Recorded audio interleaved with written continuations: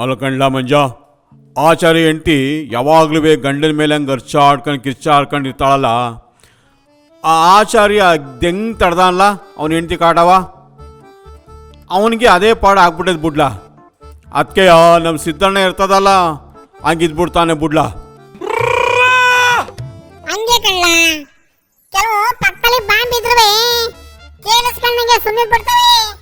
ನಮ್ಮ ಡಿಕೆಶಿನೇ ನೋಡಪ್ಪ, ಅದು ತಣ್ಣಗೆ ಇರ್ತದೆ, ಎರಡುವೆ ತಣಿಗೆರಿ ಅಂತ ಇರ್ತದೆ.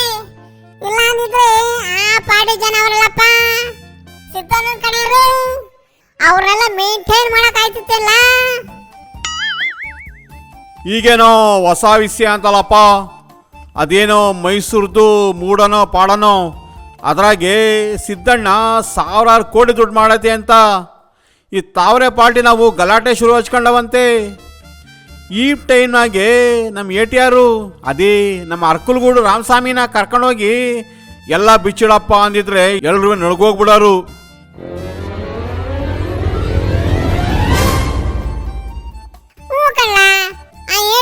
ಅರ್ಧ ಬೆಂಗಳೂರೇ ನುಂಗಿದ್ರಲ್ಲಪ್ಪ. ಎಲ್ಲ ಲೆಕ್ಕ ತೆಗ್ಸಿ ಖಾತೆ ಪಾಣಿ ಪರಿಶೀಲನೆ ಮಾಡಿಸಿ ಗೌರ್ಮೆಂಟ್ಗೆ ಅದೆಷ್ಟೋ ಕೋಟಿ ರೂಪಾಯಿ ಆಸ್ತಿ ಉಳಿಸ್ಕೊಡ್ತಂತೆ ಕಳ್ಳ.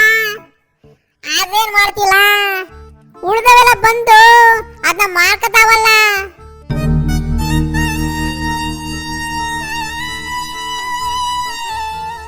ಈ ರಾಜಕೀಯದವಕ್ಕೆ ಗೌರ್ಮೆಂಟ್ ದುಡ್ಡು ಅಂದ್ಬಿಟ್ರೆ ಅವ್ರ ಅಪ್ಪನ ಆಸ್ತಿ ಅನ್ಕೊಂಡ್ ಬಿಡ್ತಾವೇನೋ. ಅದ್ಯಾವುದೋ ಬಳ್ಳಾರಿದ್ದು 70-80 ಕೋಟಿ ಅಂತೆ ಕಣ್ಲ. ಆ ದುಡ್ಡನ್ನ ಈ ಜಾತ್ರೆಯಲ್ಲಿ ಕಡಲೆಪುರಿ ಹಂಚ್ತಾರಲ್ಲ ಹಂಗೆ ಹಂಚೈತತೆ ಕಣ್ಲ. ಯಾವ ಧೈರ್ಯದ ಮೇಲೆ ಇವೆಲ್ಲ ಮಾಡ್ತಾವಲ್ಲ, ಚೂರು ಭಯಭಕ್ತಿನೇ ಇಲ್ವಲ್ಲ ಇವಕ್ಕೆ. ರಾಜಕೀಯದವು ಅಷ್ಟು ಭಯ ಇಲ್ಲದೆ ದುಡ್ಡು ಯಾಕೆ ನುಂಗ್ತಾರ ಗೊತ್ತಿಲ್ಲ. ಇದು ಓಟ್ ಹಾಕೋ ದೇಶ ಕಣ್ಣ.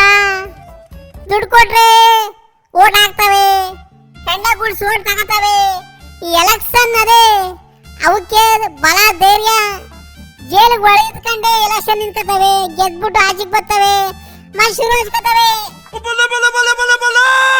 ಹಂಗಾರೆ ದುಡ್ಡು ಹೊಡೆಯೋದು, ಆಸ್ತಿ ಮಾಡೋದು, ಊರು ಹಾಳು ಮಾಡೋದು, ದೇಶ ಹಾಳು ಮಾಡೋದು, ಇದಕ್ಕೇನು ಕೊನೆ ಅನ್ನೋದೇ ಇಲ್ವೇನಲ್ಲ. ಆ ದಿಮ್ಮನ ಕೋರ್ಟಿನ ಬಾಯಿ ಇಲ್ವೇನಲ್ಲ. ಹಿಂಗೆ ಮಾಡಿದ್ರೆ ದೇಶ ನಡೆಯೋದೆಂಗ್ಲ, ಜನ ನೆಮ್ಮದಿಯಾಗಿ ಉಂಡು ಮಲಗೋದೆಂಗ್ಲ. ಬುಡ್ಲಾ ಇದು ಭಾಳ ಅನ್ಯಾಯ ಬುಡ್ಲಾ.